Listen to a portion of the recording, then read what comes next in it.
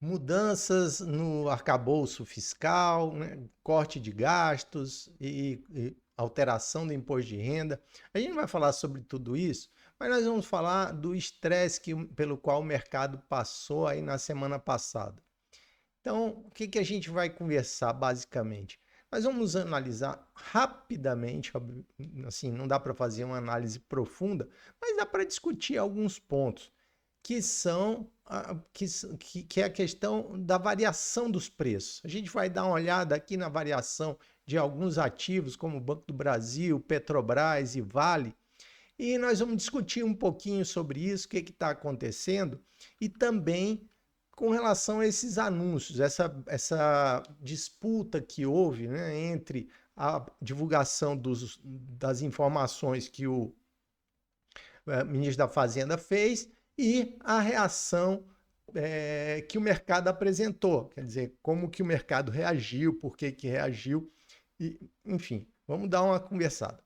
Agora, partindo do princípio, né, o que eu tenho a dizer é sempre o seguinte: a gente tem que entender qual é a perspectiva e o que está acontecendo e quais são os pontos que vão fazer com que a gente tenha algum tipo de sucesso econômico, né? Então, se a gente imaginar, e se a gente for dar uma voltada, né? Vamos só dar uma, eu vou fazer agora, começar fazendo aqui uma criticazinha, que é o seguinte: vamos dar uma voltada aqui, vamos para janeiro, final de janeiro, tá? Eu dei o tempo de janeiro, férias e tal, os caras chegaram lá no dia 25 de janeiro, que foi aqui o relatório Focus, tão mistificado, né? Tão assim, celebrado por uns e tão demonizado por outros. Então vamos dar uma olhada aqui no que os alocadores de recursos estavam fazendo lá em 25 de janeiro, mais ou menos, desse ano, tá? 2024. Vamos dar uma olhada aqui. Então, olha só. Quais eram as perspectivas em 25 de janeiro de 2024 para esse ano? Observe que basicamente não tem nada de muito diferente, nós não tivemos nenhum, salvo as questões, né, de discussões de ataque, né, os ataques lá, as confusões lá do Oriente Médio e tal. Fora isso, teoricamente estaria tudo dentro da normalidade aqui, não tem nenhuma coisa mirabolante que aconteceu assim muito forte. Então vamos dar uma olhada aqui. Os caras estavam prevendo, veja só você. Ah lá, desculpa, essa daqui não é de 2000, vamos lá. Desculpa, essa daqui, tá? Vamos lá. Então os caras estavam prevendo uma inflação para terminar o ano em 3,81. Observe que estava numa descendente, certo? Estava numa descendente. Isso quer dizer o quê? Olha só, há 4 semanas, ou seja, no iniciozinho do ano ou no final do ano de 2023, a expectativa era de uma inflação de 3,90 e a expectativa passou para uma inflação de 3,81. Tá? Então, nós estávamos numa descendência, assim, numa descendente de expectativa de inflação. Né? Se a gente olhar o produto interno bruto, uma expectativa aqui totalmente furada, porque, olha só, prevendo um PIB, né, um produto interno bruto de 1,60% de crescimento, e hoje já está mais do que sacramentado que vai ser acima de 3, tá? Bom, da mesma forma, o câmbio, né? Aí o câmbio lá, a previsão para terminar o ano era de R$ 4,92. E a taxa Selic para terminar o ano em 9%. Observe aqui que nós estamos falando da mediana. O que é a mediana, certo? Isso aqui é a mediana. A mediana é um número que divide a amostra para baixo e para cima. Então, metade da amostra vai estar abaixo desse número e metade da amostra estará acima desse número. Ela não se influencia muito pelos... Aliás, ela não se influencia muito pelos picos, tá? Pelos pontos. Ela se influencia pela distribuição, pela quantidade de números que você tem e você vai pegar ali o valor do meio, tá? Então, essa aqui, a metade do mercado estava ou de 3,81 para baixo, tá? Ou você pode dizer ou de 3,81 para cima. Então você tinha metade para um lado, metade por outro. Isso aqui era a mediana. Muito bem. Aí, então a gente vê que essas previsões, vamos olhar o último relatório Focus, olha só. O último relatório Focus, veja o que subiu. Nós saímos de uma expectativa descendente para uma expectativa ascendente, com um PIB, né, com um PIB aqui, ó, já subindo para 3,17, quer dizer, saindo de 1,60 para 3,17, e um câmbio de 4,95 para 5,70, que é o que a gente, né, bateu até os 6 aí essa semana. E a taxa Selic em 11,75, ou seja, 2,75 pontos acima do esperado no início do ano. Agora pense o seguinte, vamos agora só pensar aqui, os caras estavam fazendo projeções com o seu dinheiro, eles estavam pedindo juros, eles estavam aceitando juros, que caras? Os caras do mercado financeiro que administram o patrimônio. E a maioria das pessoas acaba colocando dinheiro na mão dessas pessoas, assim, essas pessoas super sábias, por sinal, dois livros aqui, depois eu vou até comentar sobre eles, né? Que é A Lógica do Cisne Negro e O Rápido e Devagar. Quem lê isso daí vai ter a doce surpresa de que a competência para fazer previsões da turma é zero, amigo. Zero, tá?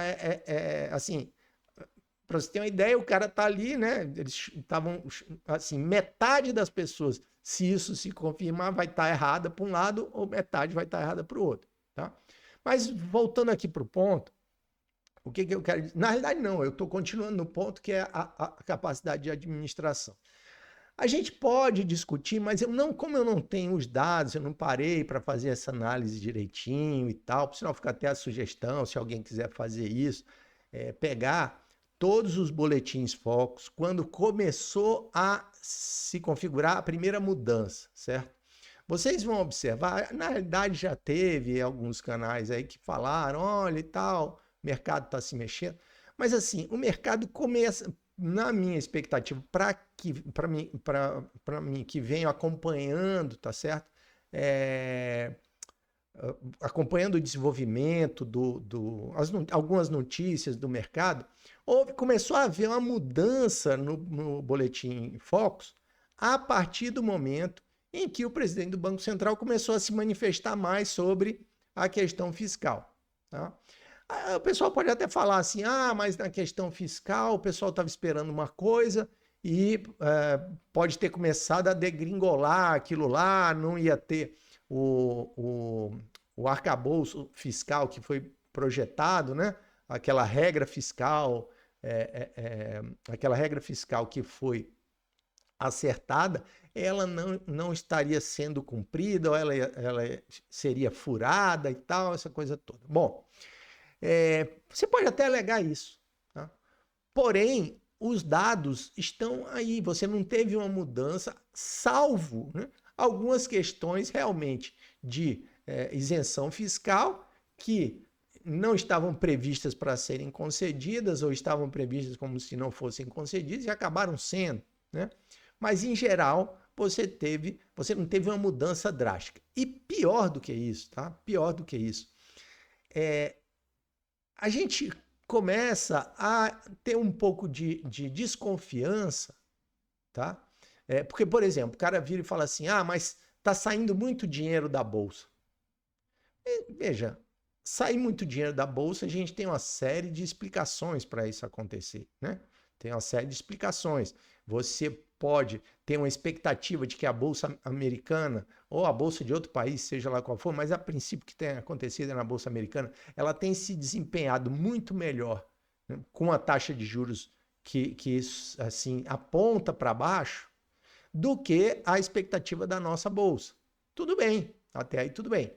Mas o que você não pode falar é que os agentes de mercado, eles são imbecis. E eu vou mostrar aqui para você o seguinte, agentes de mercado, bom, vamos dizer assim, eu vou falar aqui dos investidores, tá certo? Eu perdi o meu mouse aqui, mas assim, que os investidores seriam imbecis. Então vamos dar uma olhada aqui, investidor que eu falo em investimento, não investimento volátil, tá? Não investimento volátil. Investimento volátil é aquele que eu boto dinheiro hoje, tiro amanhã, não é nada disso. É o cara que está trazendo o dinheiro dele para cá, tá? Então vamos dar uma olhada, veja só essa matéria aqui. OCDE, cadê? Ai, meu Deus, vamos lá. Tá, vou ajeitar todos aqui. OCDE diz que Brasil é segundo país com mais fluxo de investimento estrangeiro direto atrás dos Estados Unidos. Então, meu irmãozinho, essas empresas estão ficando malucas ou elas estão ficando loucas? Quer dizer, elas estão trazendo dinheiro para cá e veja, isso aqui se repetiu esse ano, porque isso aqui nós fomos o primeiro país no ano de 2023, tá? Primeiro país em 2023 e o primeiro país no início de 2024, tá? Então, olha só, que Brasil é o segundo país, tá? Que mais recebeu fluxo de investimento estrangeiro direto, é o chamado IED, certo? Perdendo apenas para os Estados Unidos. Veja, ainda que a gente não termine o ano em primeiro lugar, ainda que isso ocorra, ainda que a gente vá para quarto, certo? Para terceiro, para quarto, enfim, não estou torcendo para isso, pelo contrário, torço para que a gente... Não faz o menor sentido você achar que as pessoas, que os investidores...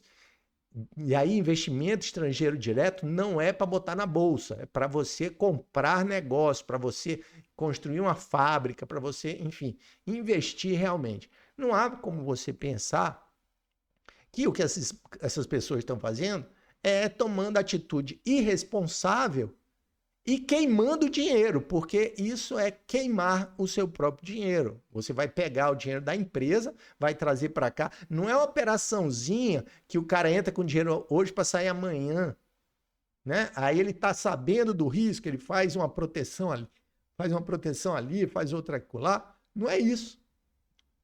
Ele está trazendo investimento direto, né? E o que a gente vê é o seguinte, que isso é um sinal, poxa, que o que traz esse dinheiro para cá, né? O que traria esse dinheiro para cá? O que traria esse dinheiro para cá é a expectativa de ter resultado com isso, porque eu não vou trazer para cá para perder dinheiro. E o que eu posso esperar como resultado? Ora, eu tenho um nível de desemprego baixo, né? Eu tenho a expectativa de que as pessoas vão ter uma renda maior, porque se elas tiverem uma renda maior, elas vão comprar, ou não, eu nem posso nem estar preocupado com a renda no Brasil, eu posso estar preocupado com a estrutura de produção mais barata aqui para mandar as coisas para fora. Bom, dito isso, certo? Aí você pode até falar, mas estão vendendo as empresas, tá? Mas então se aqui fosse a desgraça, tá certo? Aqui fosse o fim do mundo, cara, você não estava trazendo dinheiro para cá, você estava levando para outro canto. É muito simples, né, você pensar nisso. Mas assim, vamos para o prático, né? Vamos para o prático. Vamos dar uma olhadinha no Tesouro Direto aqui e ver o que aconteceu com os preços e taxas. Olha só. O Tesouro Direto essa semana foi uma loucura aqui, né? Então você pega lá o Tesouro 2035, quase 7%, chegou a bater quase, né? Eu até estou com a série histórica aqui. Olha só. Ele chegou aqui, ó, 6,94, tá? Então, nos últimos 30 dias foi o ponto mais alto. Eu vou até botar isso aqui para 90 dias para a gente dar uma olhadinha. Mas olha só, nos últimos 90 dias chegou no ponto mais alto, tá? E aí, meu amigo, minha amiga, o que isso aqui está me dizendo? Cara, vai acabar o mundo? Não vai. Tá? Não me convenceram que o mundo acabará.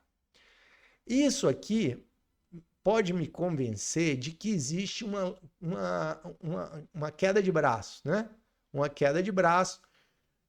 Por quê? Porque existe realmente uma mudança na tributação, né? Isso existe realmente. Você gerou uma tributação mais elevada para alguns setores da economia e essa mudança de tributação, ela incomoda, porque né, de repente saiu aí um relatório com os maiores beneficiários de isenção fiscal e tudo mais, e as pessoas ficam lá, né? Poxa, quer dizer, você tem. É que nem é o mesmo caso que a gente pode falar sobre os bancos públicos, né? Então, principalmente BNDES, você poderia lá olhar as operações, essa coisa toda, e ver o seguinte, quer dizer, isenção fiscal, né? Eu dou isenção fiscal se eu tenho uma contrapartida.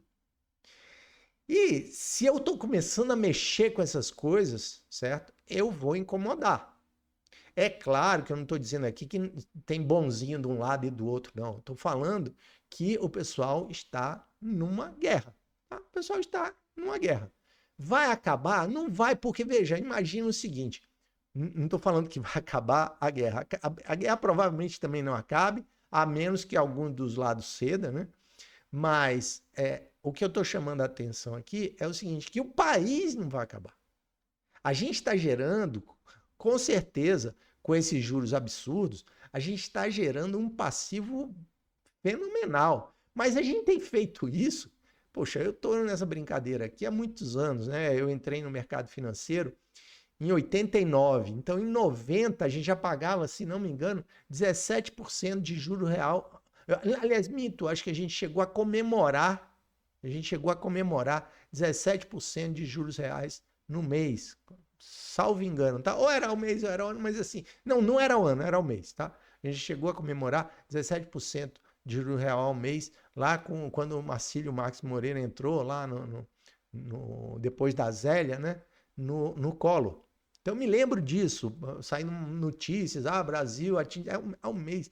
Quer dizer, é um negócio maluco, tá certo? Então, a gente está pagando, a gente está dando, assim, está pagando muitos juros há muitos anos. Então, é um negócio que não dá nem para entender como é que esse troço chega nesse momento. Porém, a gente está no momento com a taxa de juros altíssima, mas comparada a taxa de juros real altíssima, mas comparada com lá atrás, quer dizer, tudo bem, né? Tudo bem.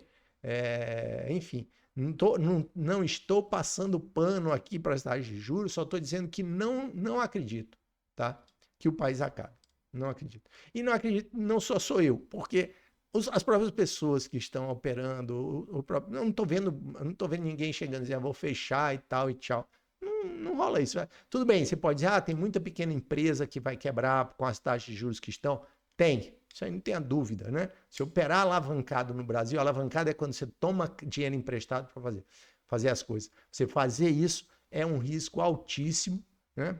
Justamente por conta desse descontrole das taxas de juros. Porém, não é o começo. Então, infelizmente, algumas pessoas irão nesse processo, outras virão e por aí vai. E a gente está aí nessa história. Poxa, eu me lembro de 83, 82. Isso aqui estava o fim do mundo, né? Mas vamos lá. Perspectiva zero, em 87, mais ou menos, quando eu estava lá do meio para o fim do meu curso de engenharia, perspectiva zero de emprego. Zero, zero. Tanto quando eu fiz engenharia civil e fui trabalhar no mercado financeiro, né? Que era onde a gente se ganha dinheiro até hoje, né? Com o bem ou com o mal. Bom, então dá para entender as preocupações que aparecem por aí. Vamos dar uma olhadinha aqui no Banco do Brasil, né? Aqui, olha.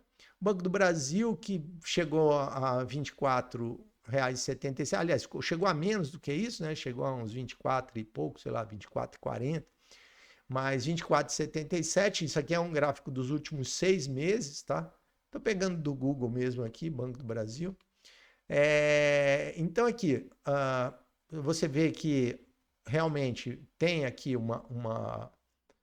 nós estamos num momento de baixa do Banco do Brasil, mas se a gente olha aqui para a Petrobras, olha só a confusão que foi a Petrobras, tá? Isso aqui, ó, é uma montanha russa, sobe e desce, sobe e desce, sobe e desce. Ele está verdinho porque nos últimos 6 meses ele terminou maior do que onde começou. Então, nós estamos com 38,90, mesmo com queda do petróleo, O petróleo chegou a 74, acho que fechou 68 aí. 74 que eu digo nesse mês agora, né? Estou muito de olho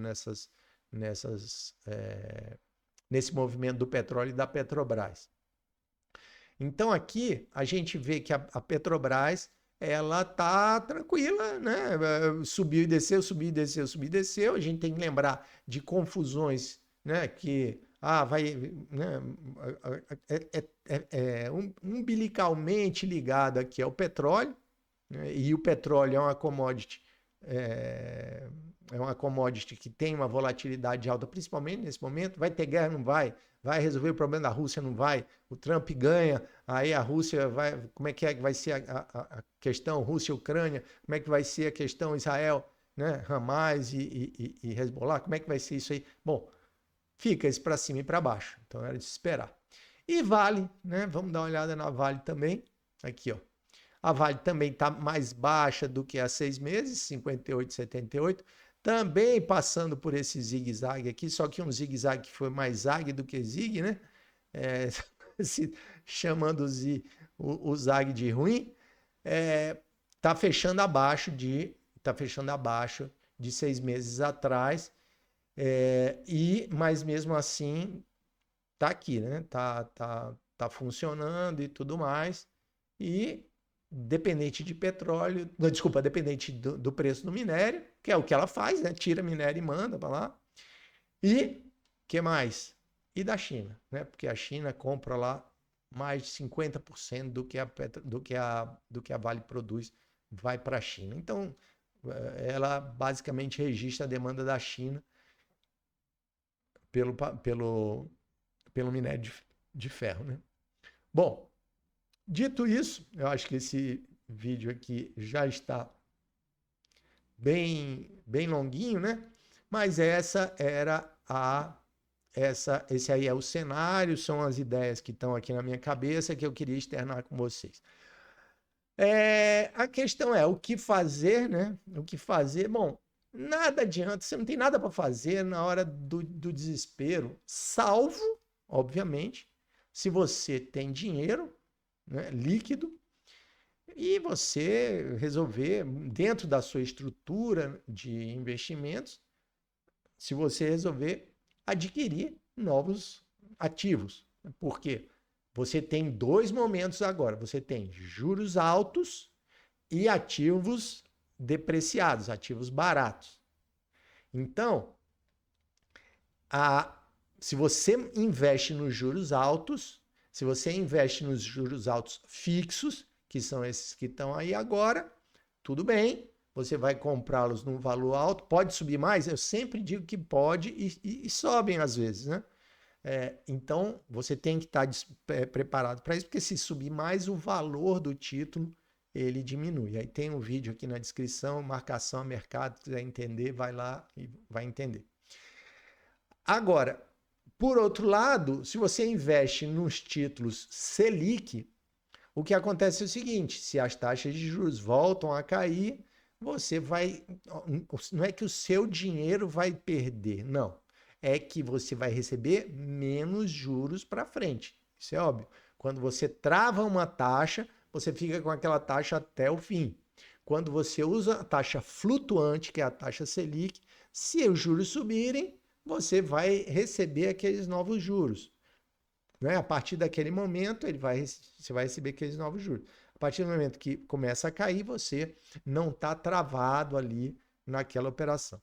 Da mesma forma, os ativos de bolsa, por exemplo, a Vale, Petrobras, essa coisa, Banco do Brasil e tal, num cenário de queda de juros, esses ativos tendem a valorizar. Mas aí você pode virar para mim e falar, poxa, mas eu estou esperando isso há um bom tempo. Realmente não tá fácil, né? A vida para quem tem para quem compra ações, compra empresas no Brasil. Porém, se você mede o seu resultado pelo preço, aí realmente é complicado, porque isso traz instabilidade tanto para você, como é o caso de se você investir numa LC, vamos dizer, no Tesouro IPCA, você estaria com esse valor do Tesouro IPCA muito mais barato do que você comprou lá atrás, sei lá, muito mais barato não, mas mais barato. Eu posso até mostrar aqui para você, deixa eu voltar aqui nesse coisa, só para ilustrar o que eu estou dizendo. Olha só, isso aqui são as taxas. Vamos ver aqui, olha, o preço, tá? Então, olha aqui, ó. Se você tivesse comprado aqui em setembro, você teria pago num título... Opa, deixa eu botar para vocês. Você teria pago num título Tesouro... Se você tivesse comprado aqui, vou botar no mais alto aqui. Se você tivesse comprado aqui em setembro, né, lá dia 6 de setembro, você teria pago R$ 2.300 no título. R$ 2.300 no título. E agora, esse mesmo título está por R$ 2.175. Então, veja, você passou de setembro até agora e você está com o título mais barato. Isso não quer dizer absolutamente nada se você levar o título até o final. Por quê? Porque você vai receber essa taxazinha aqui que você combinou lá, 6 e pouco, 6,12, 6, que é uma super taxa acima da inflação. Com 6 e pouco, você dobra o seu dinheiro em 11 anos real, tá? Em 11, 12 anos você dobra real, ou seja, com a atualização do IPCA. Bom, dito isso, então, observe que isso aqui é a mesma coisa de quem comprou uma ação. Ele comprou a ação por um valor e essa ação está mais barata. Mas ele comprou, na realidade, uma empresa. Se ele comprou essa ação para especular, para vender mais caro e tal, o que a maioria esmagadora faz, aí realmente é aposta, é jogo, né? Isso é um jogo. Aqui também, investir em renda fixa também é uma aposta, né? É uma aposta com outros parâmetros de risco, tá? Mas o pessoal pode até achar ruim, falar que não é aposta, é investimento, não tem nada disso. Está tudo sujeito à aleatoriedade, porque várias coisas podem acontecer. Você pode comprar um título desse e, sei lá, a taxa de juros cair absurdamente, subir absurdamente, enfim, tudo pode acontecer. Porém, então, se você comprou os títulos, ou se você comprar títulos pré-fixados, tá? E aí eu digo, chamo o IPCA de pré, mas ele é um pré-pós, é um pedaço de pós e tal. Ele tem menos risco do que aquele que é só tesouro pré-fixado. Você comprar um título pré-fixado, você está apostando, você está acreditando que mais na frente as taxas de juros estarão mais baixas. E é o que a gente espera e é o que provavelmente acontecerá. Só não se sabe quando, né? Só não sabe quando, mas eu acho que não é uma questão de se, é uma questão de quando, tá? Porque tenho, assim, muita convicção que acontecerá, porque senão acaba a brincadeira, acaba tudo e eu acho que ninguém quer isso. Os caras vão até o limite do jogo deles lá e é o que vai acontecer. Bom, dito isso, acabou essa minha conversa hoje. Aqui, desse lado aqui, eu vou colocar um vídeo para o programa Investidor em 7 Dias, que é de renda fixa. Aqui na descrição, eu vou colocar também um link para um curso básico, introdutório de ações, se você quiser. Desse lado aqui, eu vou colocar o último vídeo apresentado e aqui embaixo fica o vídeo que o YouTube sugere para você. É isso aí, a gente se encontra no próximo vídeo e até lá.